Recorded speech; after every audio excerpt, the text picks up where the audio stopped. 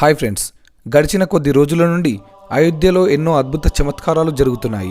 అయితే ఈ క్రమంలోనే అయోధ్య నగరంలో మరో అద్భుతం జరిగింది. అదేమిటంటే అయోధ్యలో సాక్షాత్తు శ్రీరాముని వారసులైన లవకుశులు పర్యటితులయ్యారు. ఫ్రెండ్స్, అయోధ్యలోని నవనిర్మిత ఆలయంలో శ్రీరాముడి విగ్రహ ప్రాణప్రతిష్ఠాపన జరగబోయే ముందు ఎన్నో చమత్కారాలు జరుగుతున్నాయి.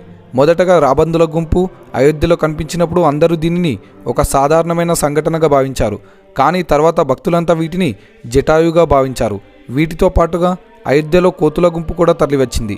అయితే ఫ్రెండ్స్, ఇప్పుడు నేను చెప్పబోయే అద్భుతం గురించి వింటే మీలో ప్రతి ఒక్కరూ ఆశ్చర్యపోతారు. ఒక విధంగా చెప్పుకుంటే ఇది ఈ ప్రపంచంలోనే అతిపెద్ద చమత్కారం అని కూడా చెప్పవచ్చు.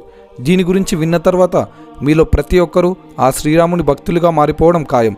అయితే మనం ఈ వీడియోలో నిజంగా శ్రీరాముడి వారసులైన లవకుశులు అయోధ్యకి వచ్చారా, శ్రీరాముడి విగ్రహ ప్రాణ ప్రతిష్టాపన జరగబోయే ముందు లవకుశులిద్దరూ అయోధ్య నగరానికి చేరుకున్నారా అనేటటువంటి రహస్యాల గురించి ఈ వీడియోలో స్పష్టంగా తెలుసుకుందాం. ఫ్రెండ్స్, వీడియో చాలా ఇన్ఫర్మేటివ్గా ఉంటుంది. సో లాస్ట్ వరకు చూసి నచ్చితే ఒక లైక్ చేయండి చాలు. ఫ్రెండ్స్, జనవరి 22న జరగబోయే శ్రీరాముడి విగ్రహ ప్రాణ ప్రతిష్టాపన కొరకు అయోధ్య నగరం మొత్తాన్ని పెళ్లి కూతురులా ముస్తాబు చేశారు. అయితే ఆలయంలో శ్రీరాముడి విగ్రహాన్ని ప్రతిష్ఠింపజేసేందుకు 12 గంటల 20 నిమిషాల సమయాన్ని నిర్ణయించారు పండితులు. ఏ విగ్రహానైతే నవనిర్మిత ఆలయంలో ప్రతిష్ఠింపజేస్తున్నారో దాని యొక్క బరువు ఇంచుమించు 200 కిలోల వరకు ఉంటుంది. మరియు అయోధ్యలో ప్రతిష్ఠింపజేస్తున్న శ్రీరాముడి విగ్రహం శ్రీరాముడి బాల్య అవస్థను సూచించేదిగా ఉంటుంది. అయితే ఈ క్రమంలోనే శ్రీరాముడి ఉత్సవాల కొరకు గుజరాత్ రాష్ట్రం నుండి 520 కిలోల ధ్వజదండాన్ని మరియు 2400 కిలోల గంటను ఇప్పటికే అయోధ్యకు తీసుకువచ్చారు. కేవలం ఇవే కాకుండా గుజరాత్ రాష్ట్రం నుండి 1100 కిలోల దీపాన్ని కూడా సమర్పించారు భక్తులు. మరియు రాజస్థాన్ నుండి ఏకంగా 600 కిలోల నెయ్యిని యజ్ఞం కోసం తెప్పించారు. అయితే దేశ నలుమూలల నుండి ప్రజలంతా ఈ అద్భుత వస్తువులను చూడాలనే కుతూహలంతో పాటు 500 సంవత్సరాల సంఘర్షణ తర్వాత నిర్మించబడిన శ్రీరాముడి ఆలయాన్ని దర్శించుకునేందుకు అయోధ్యకు తండోపతండాలుగా తరలివస్తున్నారు. ఒకవైపు ఆలయ ప్రత్యేకతలు భక్తులందరినీ ఆకర్షింపజేస్తుంటే మరోవైపు ఇక్కడ బయటపడుతున్న అద్భుతాలు ప్రతి ఒక్కరిని ఆశ్చర్యానికి గురిచేస్తున్నాయి. ఫ్రెండ్స్, అయోధ్యలో జనవరి 22 నుండి జనవరి 25 వరకు ఎన్నో ప్రత్యేక పూజార్చనలు చేయబడుతున్నాయి. కావున శ్రీరాముడి ప్రాణ ప్రతిష్టాపన కొరకు ఆలయంలోని పనులన్నీ ఎంతో శరవేగంగా జరుగుతున్నాయి.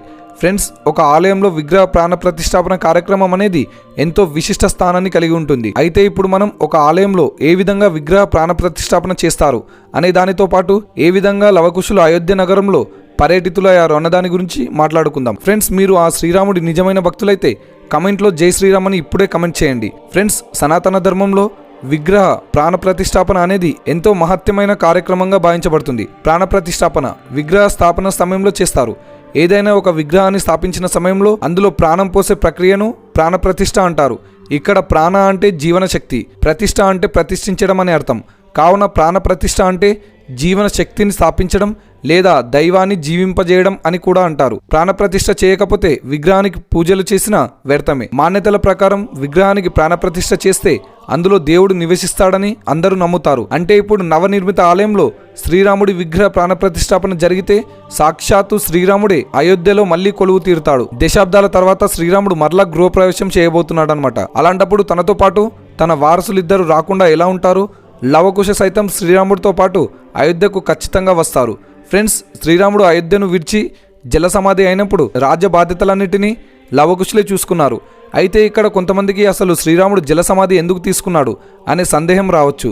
అయితే రామరావణ యుద్ధం ముగిశాక ఒకనాడు యమధర్మరాజు శ్రీరాముడి వద్దకు వెళ్ళి తన జన్మ చాలించే సమయం ఆసన్నమైందని తెలిపేందుకు ఒక వృద్ధ మహర్షి రూపాన్ని ధరించి శ్రీరాముడి దగ్గరికి వెళ్ళి శ్రీరాముడితో ఏకాంతంగా మాట్లాడాలని కోరుతాడు. అప్పుడు శ్రీరాముడు ఆ వృద్ధ మహర్షిని ఒక గదిలోకి తీసుకెళ్లి గది ద్వారాల వద్ద తన తమ్ముడైన లక్ష్మణుని కాపలాగా ఉంచి ఇలా అంటాడు: లక్ష్మణ, మా మధ్య జరిగే సంభాషణకు ఎవరైనా ఆటంకం కలిగిస్తే వారికి మృత్యుదండం విధించబడుతుంది. కావున నీవు ద్వారం వద్దనే ఉండి ఎవరు లోపలికి రాకుండా చూసుకోవాలి అని ఆజ్ఞాపిస్తాడు. అయితే అన్న ఆజ్ఞ మేరకు లక్ష్మణుడు ద్వారం వద్దనే నిలబడి ద్వారాన్ని సంరక్షిస్తూ ఉంటాడు. అప్పుడే అక్కడికి కోపిష్టి స్వభావం కలిగిన దుర్వాస మహర్షి శ్రీరాముని కలిసేందుకు వస్తాడు. కానీ శ్రీరాముడి ఆజ్ఞ మేరకు లక్ష్మణుడు దుర్వాస మహర్షిని శ్రీరాముడి దగ్గర వెళ్లకుండా అడ్డుకుంటాడు.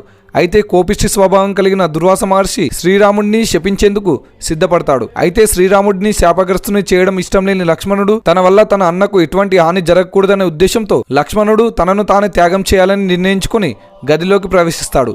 ఇక లక్ష్మణుడు గదిలోకి ప్రవేశించడంతో శ్రీరాముడు మరియు యమధర్మరాజు చర్చలో భంగం కలుగుతుంది. అయితే లక్ష్మణునిపై అమితమైన ప్రేమ ఉండడంతో శ్రీరాముడు తనను మరణశిక్షకు బదులుగా రాజబహిష్కరణ చేస్తాడు. ఆ యుగంలో రాజబహిష్కరణ అనేది మరణశిక్షతో సమానం. కానీ లక్ష్మణుడు తన అన్నను ఒక్క నిమిషం కూడా వదిలిపెట్టి ఉండలేడు. దాంతో ఆయన సరయు నదిలోకి వెళ్ళి జలసమాధి తీసుకుంటాడు. ఇక తన తమ్ముడు లేకపోవడంతో శ్రీరాముడు ఎంతో బాధపడి తాను కూడా ఈ లోకాన్ని విడిచి వెళ్ళిపోవాలని భావించి సరయు నదిలోకి వెళ్ళి జలసమాధి తీసుకుంటాడు.